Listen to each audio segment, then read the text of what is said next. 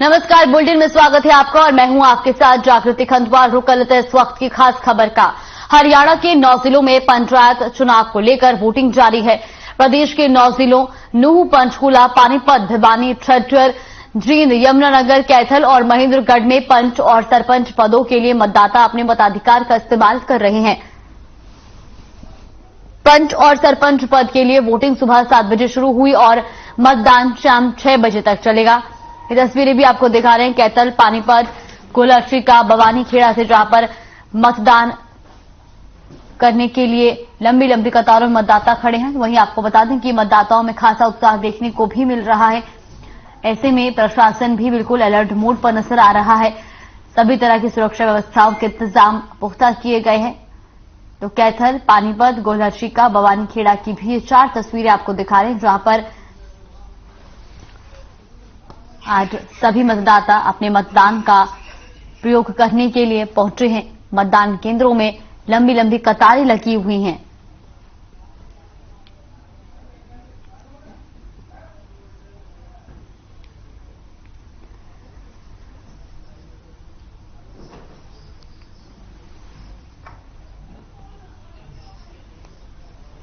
तो पंच, सरपंच पद के लिए मतदान जारी है। बता दें कि सुबह 10 बजे तक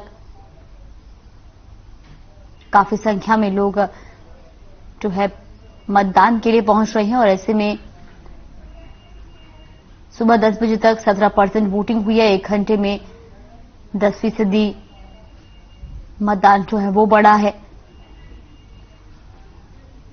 तो हरियाणा में पंचायत चुनाव के पहले चरण में आज 28,575 पंच सरपंच चुनाव के लिए मतदान चल रहा है। सुबह 10 बजे तक 9 जिलों में लगभग 17.3% वोट डाले जा चुके हैं और पहले 3 घंटे में नूंह जिला वोटिंग में सबसे आगे रहा है। वहीं भिवानी में सबसे कम मतदान अब तक हुआ है। सभी जिलों में कुल 39,02,755 मतदाता है। 10 बजे तक इनमें से 8,48,974 लोग मतदान कर चुके हैं। मतदान शाम 6 बजे तक चलेगा। तो वहीं आपको बता दें कि भिवानी, झज्जर, जींद, कैथल, महेंद्रगढ़, नूंह, पंचकूला, पानीपत, यमुनानगर में मतदान जारी है।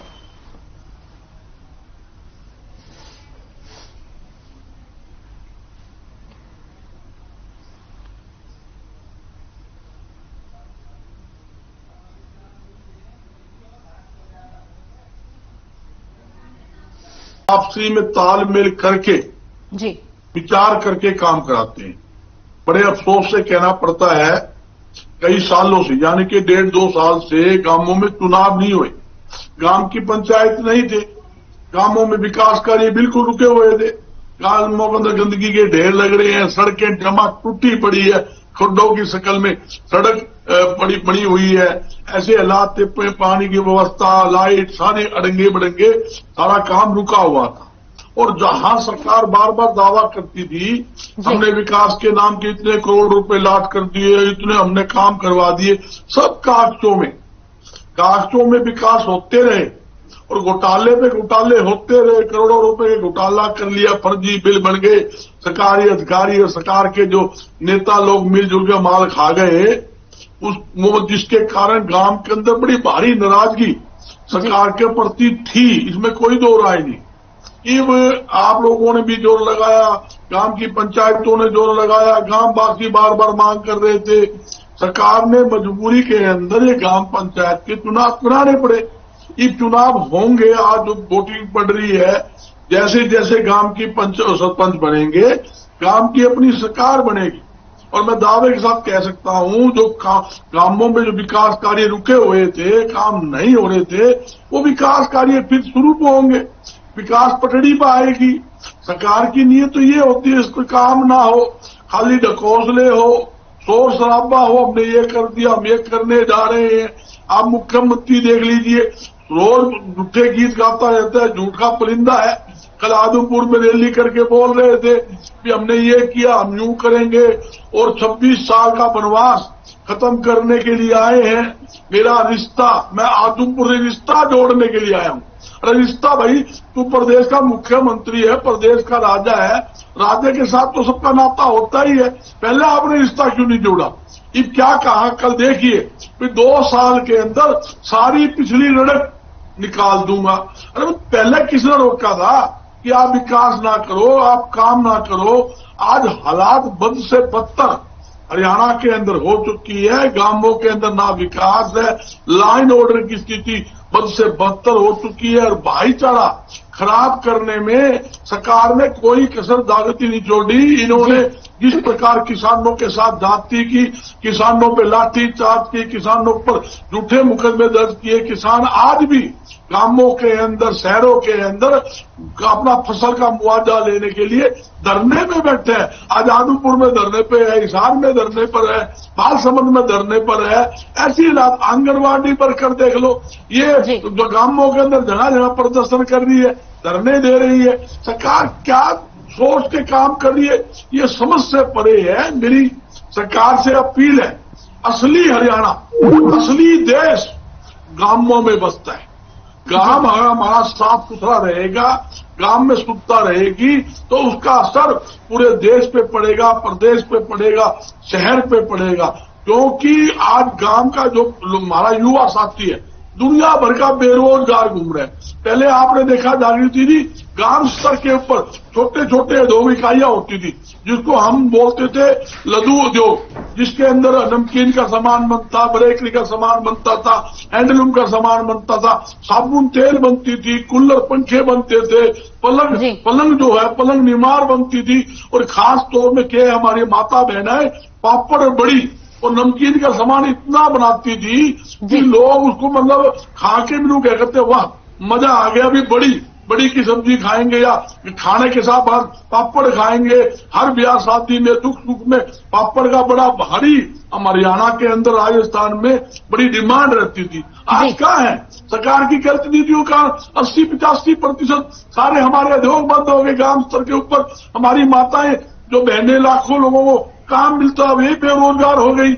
युवा जो हमारे साथी थी, ग्राम स्तर के ऊपर ही काम करके अपना परिवार का पालन पोषण करते थे, आज वो बेरोजगार हो गए। तो सरकार को सोचना चाहिए, सरकार को गांव को ऊंचा उठाने के लिए गांव में ज्यादा विकास कार्य करे, और गांव की मेरी माता बहना और युवाओं को ज्यादा से ज्यादा रोजगार देने के लिए कारगर कदम उठाए। और मैं दावे के साथ कहता हूं, सरकार अच्छी पॉलिसी लाएगी, हम साथ देंगे।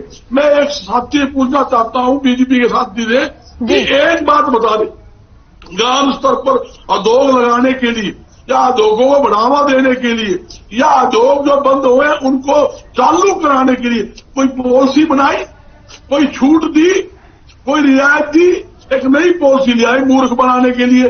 जो नए उद्योग लगेंगे उसके अंदर 25-70% बेरोजगार युवाओं को हरियाणा के उद्योगों में रोजगार देंगे।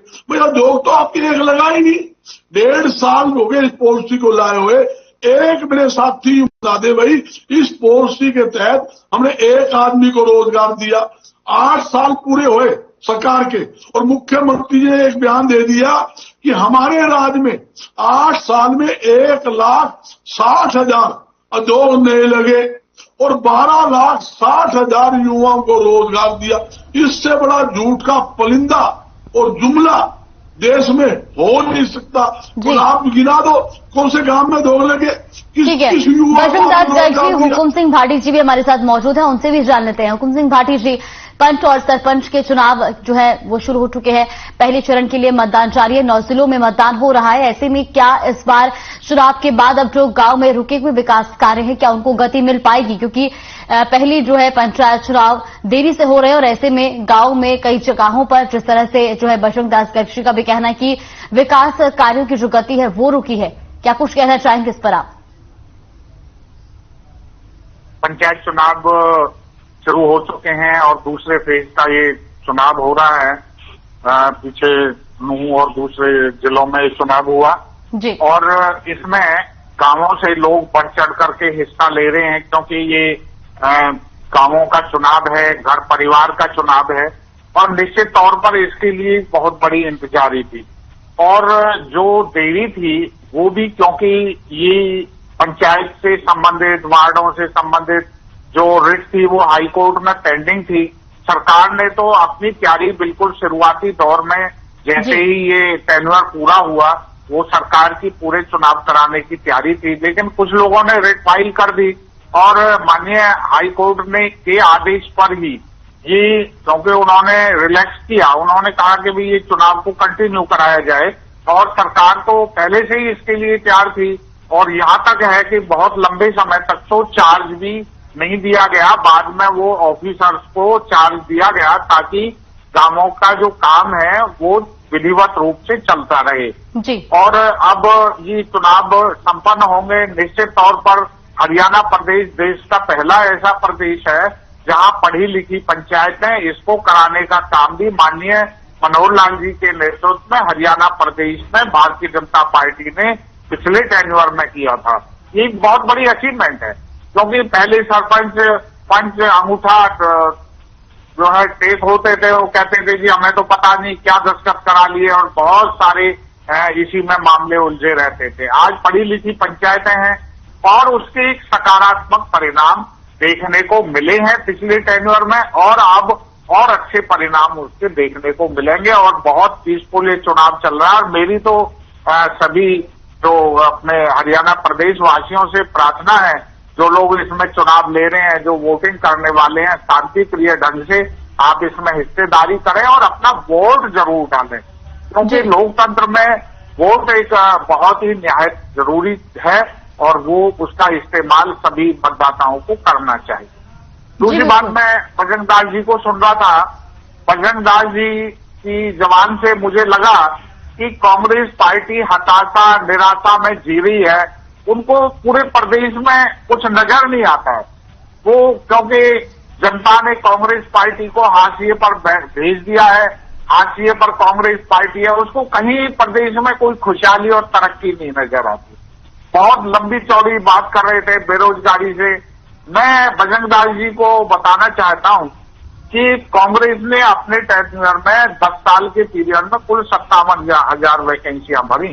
आज जो वैकेंसियां पिछले टेन्योर और इसको मिलाकर के भी लगभग 1.5 लाख पौने 2 लाख वैकेंसियां हैं। प्राइवेट सेक्टर की हम बात नहीं कर रहे, जो सभी जिलों में, मेरे फरीदाबाद है, गुड़गांव है, सोनीपत है, उन सब में रोजगार मेले लगा करके प्राइवेट जो कंपनीज हैं उन्होंने जो रोजगार दिया, हम उसकी बात नहीं कर रहे। वो एक बहुत बड़ी संख्या है, वो बहुत बड़ी संख्या है जिसको कांग्रेस पार्टी तो गिनती नहीं है, लेकिन जो सामने दिखाई दे रहा है। दूसरी बात, इन्होंने कहा किसी को नौकरी नहीं मिली। आप उन गरीबों से पूछिए जिन्होंने कभी सपना नहीं देखा था, जिनके परिवार में नौकरी नहीं थी। और दूसरी बात, मैं कांग्रेस पार्टी को बता देना चाहता हूं कि ये भारतीय जनता पार्टी की सरकार है, माननीय मनोहर लाल जी के नेतृत्व में जेजेपी गठबंधन है हमारे साथ जेजेपी का, और सरकार ने संकल्प लिया है कि परिवार पहचान पत्र जी बनवाएं और उसमें से हर घर में एक रोजगार हो, ऐसी व्यवस्था सरकार ने की है। 75% का आरक्षण हरियाणा प्रदेश के लोगों को देने का काम जो है, और वो हाईकोर्ट ने भी अपील कर दिया और उसके लिए सरकार ने बंदोबस्त किया है, व्यवस्थाएं की हैं। दूसरी बात, चाहे रोड की बात हो, चाहे सीवर, दूसरी बातों को हो, क्योंकि इसका तो एक बहुत बड़ा उदाहरण है। कांग्रेस पार्टी कितनी भी नकारात्मक बातें कहती रहे, नगर निकाय, नगर परिषद के अभी चुनाव हुए हैं, जनता ने वोट देकर के भारतीय जनता पार्टी। ठीक है, हुकुम सिंह भाटी जी, यहाँ पर बजरंग दास गर्ग जी भी कुछ कहना चाह रहे हैं, उनको भी सुन लेते हैं, वो क्या कहना चाहते हैं। थोड़ा सा जरा, क्योंकि अभी जो है ये चुनाव के ऊपर इन्होंने चर्चाएं की। देखिए, माननीय मनोहर लाल जी ने रैली की और एक बहुत बड़ी मेजॉरिटी, बहुत बड़ा लोगों का जो समूह उस रैली में आया। मुख्यमंत्री जी ने जो काम किए उन सबको गिनाया। जो वहां की जनता, जो कांग्रेस झूठा प्रचार करती है और भूपेंद्र सिंह हुड्डा झोली फैला करके भीख मांगते हैं लोगों से, ये सब नाटकबाजी को अब जनता ने नकार दिया है। ये कांग्रेस की नाटकबाजी नहीं चलने वाली। कांग्रेस के नेता वहां प्रचार के लिए नहीं आए कि केवल भूपेंद्र सिंह हुड्डा और उनके बेटे जो है झोली फैला करके माफी मांग के भीख मांग के और इस आधार पर वोट को लेने की जो है हम बुनियाद करते रहे, लेकिन जनता ने नकार दिया है। और ये परिणाम कल वोट होने वाला है, 6 तारीख को इसका रिजल्ट आने वाला है, जनता बता देगी। दूसरी बात, ये पैतृक सीट भी रही है, ये भजनलाल परिवार की पैतृक सीट रही है। कांग्रेस भी जीती तो केवल उन्हीं ने जब चुनाव लड़ा उस परिवार ने तब जीती है, इसलिए ये निश्चित तौर पर ये सीट भारतीय जनता पार्टी जीतेगी। हुकुम सिंह भाटी जी यहाँ पर बसंत दास गर्ग जी भी जो है आपकी बात का जवाब देना चाहते हैं, उनको भी सुन लेते हैं एक बार। मुख्यमंत्री जी ने 90 विधानसभाओं को पैसा दिया है, ऐसा कोई विधानसभा नहीं है। एक बात कही है कि हमने हर घर में रोजगार देने की बात की है जी, हर घर में रोजगार देने की ये बात कर रहे हैं। आप 100 आदमी की नौकरी निकाल दो और लाखों फार्म बेरोजगार लोगों के भरने के लिए आ जाएंगे, लाइन में लगे पाएंगे। ऐसी स्थिति तो इनके राज के अंदर है। दूसरी बात, जहां कहा निकाय चुनाव के अंदर, अरे भाई इससे बड़ी शर्म की बात सरकार के लिए हो नहीं सकती। जो सरकार नु कहती है भारतीय जनता पार्टी विश्व की सबसे बड़ी पार्टी है, मैं मानता हूं विश्व की सबसे बड़ी पार्टी है। जब विश्व की सबसे बड़ी पार्टी आ रही किससे, इनको देखिए निकाय चुनाव में 25% वोट मिला है और आ रही किससे, आजाद उम्मीदवार से, आम नागरिक से। विश्व की सबसे बड़ी पार्टी हार गई, ये कहते हैं भाई हम निकाय चुनाव, जबकि कांग्रेस ना कोई सिंबल चुनाव लड़ाने को लेना नहीं देना नहीं, मैदान खाली था। और तीसरी बात, मेरे साथी ने कहा भट्टी साहब ने भाई रैली की कुलदीप के पक्ष में मुख्यमंत्री जी गए। मैं तो बताना चाहता हूं भट्टी साहब भूल गए शायद, कुलदीप बिश्नोई बब्बे बिश्नोई ने एक बात कही थी, हरियाणा के अंदर अगर किसी ने विनाश किया है, विकास नहीं विनाश, नाश करने वाला मनोहर लाल खट्टर है। और देश के अंदर सबसे बोधा और कमजोर मुख्यमंत्री कोई है तो मनोहर लाल खट्टर है। उन्हें यह भी कहा था सब किसी पे विश्वास कर लेना, भारतीय जनता पार्टी पर विश्वास मत करना, सबसे झूठी पार्टी अगर कोई है भारतीय जनता पार्टी है। उसने मेरे पीठ पे भी छुरा घोंपा था, ये बात कही थी। और मनोहर लाल खट्टर जी ने एक बयान दिया था जी, बोला भाई भजनलाल जी बढ़िया आदमी, पर भजनलाल जी घर में एक कपूत पैदा हो गया। कुलदीप को पूत नहीं कपूत कहा था। आपको सबको पता, आदमपुर की रैली करके जहां उन्होंने आदमपुर रैली की उस टाइम वहां पे कपूत की सजा मनोहर लाल खट्टर जी देकर आए थे। नू कहा था इससे बच के रहना, ये कपूत है, मतलब एक अच्छे बाप का बेटा कपूत पैदा हो गया और भाई से बच के रहो। आज वो कहता है मैं हाथ पकड़ने आया हूं। आज भाई कुलदीप के लड़के का बब्बे का हाथ मेरे हाथ में दे दो। हमने जो काम नहीं किए, विकास नहीं किए, मैं 2 साल के अंदर पूरी लड़क काट दूंगा। अरे भाई आप अपनी बयान तो देखो, कल बिन पहनने के लोटे की दिया, कल कुछ कहते हो, आज कुछ कहते हो, परसों कुछ कहते हो। एक मुख्यमंत्री प्रदेश का राजा होता है, मुख्यमंत्री की जो बात हुई तो मतलब जवान से जो शब्द निकले वो पत्थर की लकीर होना चाहिए। जनता उनकी तरफ देखती है। आप कल तो लोग कहते थे जो कपूत है, आज पूत बन गया, कल कहते थे जो खराब है, आज वो हाथ पकड़ने की बात करते हैं। दूसरी बात, क्या पंच और सरपंच की चुनाव की बात है, ये बड़ी अच्छी बात, इसके लिए हम स्वागत करते हैं। चुनाव हो रहा है और मेरी ग्राम पंचायत गांवों के जो हमारे मेंबर है, जो हमारे सदस्य है, सबसे मेरी अपील है भी वोट पोलिंग जरूर करें। 6 बजे तक पोलिंग होगी, कोशिश करें भी 100% पोलिंग पोल हो कि आज बसंत दास गर्ग जी समय का अभाव है, ऐसे में हुकुम सिंह भाटी जी भी हमारे साथ जुड़े हुए हैं और उनसे भी जान लेते हैं। आपने भी तमाम तरह के सवाल जो है उन पर उठाए हैं, वो भी इसका जवाब देने के लिए यहाँ पर मौजूद है। हुकुम सिंह भाटी जी क्या कुछ कहना चाहेंगे? बसंत दास गर्ग जी ने कई जो है सवाल इस वक्त जो है उठाए हैं बीजेपी पर। देखिए, मैं तो पहले भी ये बात कह चुका हूं कि ये कांग्रेस का हताशा और निराशा का एक जवाब है। जब आदमपुर उपचुनाव को लेकर के भी उन्होंने सवाल किया है कि जो है सीएम मनोहर लाल ने जो जहां एक तरफ भव्य बिश्नोई के लिए रैली को संबोधित किया, उनके समर्थन में वोटों की अपील भी की है, लेकिन पुराने बयानों को भी उन्होंने यहां पर दोहराया है। उस पर आप क्या कुछ कहना चाहेंगे? नहीं, मैं पुराने बयान तो कांग्रेस के बहुत सारे बयान दिलवा देता हूं, दिखा देता हूं जी। वो याद दिला देता हूं। बजरंग दास जी शायद हो सकता है स्मरण शक्ति थोड़ी कमजोर होगी हो बजरंग दास जी की। सुन लो बजरंग दास जी, आप यही तो आपकी हताशा को दिखाता है। कांग्रेस पार्टी का इसी से तो पता लगता है। सुनिए जरा, देखिए, वो जिस समय कांग्रेस पार्टी में थे, कांग्रेस पार्टी में एक सहयोग आज भी है। किरण चौधरी चौनी यहाँ जो है प्रचार के लिए आई, अजय यादव चौनी प्रचार के लिए आए, उनके मैं तो कह रहा हूं प्रदेश अध्यक्ष भी कहीं मुश्किल से ही दिखाई दिए हैं। मतलब ये वन मैन शो कांग्रेस में जो चल रहा है, आपने क्या कुलदीप बिश्नोई को सम्मान दिया क्या? अगर आप कांग्रेस पार्टी, वो कहते मैं बार बार पार्टी के जो सर्वे शर्मा हैं उस परिवार के मुखिया को मिलने गया, वो बार बार राहुल गांधी को मिलने गए, समय मांगा, उनको समय नहीं दिया। आज कांग्रेस पार्टी आरोप प्रत्यारोप लगा रही है। आप उन बयानों का जिक्र कर रहे हैं जो कहीं जमीन पर नहीं है। कांग्रेस के लोग एक दूसरे को गाली देते हैं, कांग्रेस के लोगों के बयान।